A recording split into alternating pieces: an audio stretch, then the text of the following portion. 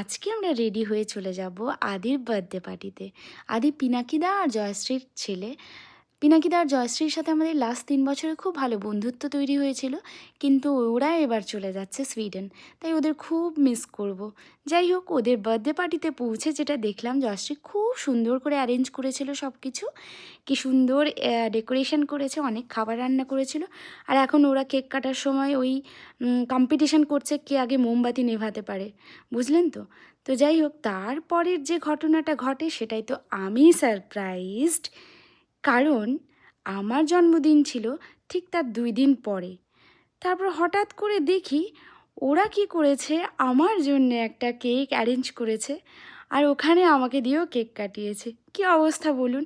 এমনিও আমাদের বন্ধুদের মধ্যে এটা একটা বেশ অঘোষিত রুল আছে আর কি, সবাই সবাইকে আমরা বার্থডের দিনে সারপ্রাইজ দিই, যদিও সবাই জানে তারপরেও। বাট এইবারটা একটু অন্যরকম হয়েছে, কারণ আমার বার্থডের আগেই ওরা সারপ্রাইজ দিয়ে দিয়েছে পার্টিতে। আর আমার আরও মজা লেগেছে, আমার ড্রেসের সাথে সামহাউ কেকটা একদম হুবহু মিলে গেছিলো। ওরা বলছে তুই কি জানতিস? আমি বললাম না, আমি একদম জানতাম না, বাট আমি খুব হ্যাপি ছিলাম, তাই জন্য আমি আর কেকটা কাউকে হাত দিতে দিচ্ছিলাম না, কাটতেই মায়া হচ্ছিল। তারপর জয়শ্রী অনেক রান্না করেছিল, সেই রান্নাগুলো খেয়ে এই জাস্ট একটা ছবি তুলেছি, তারপর ভুলেই গেছি।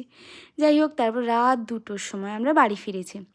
আর এখন দেখুন তো কী অবস্থা, রাত 2টোয়ও নরওয়েতে সূর্যের আলো রয়েছে, যদিও অসলোতে, তাও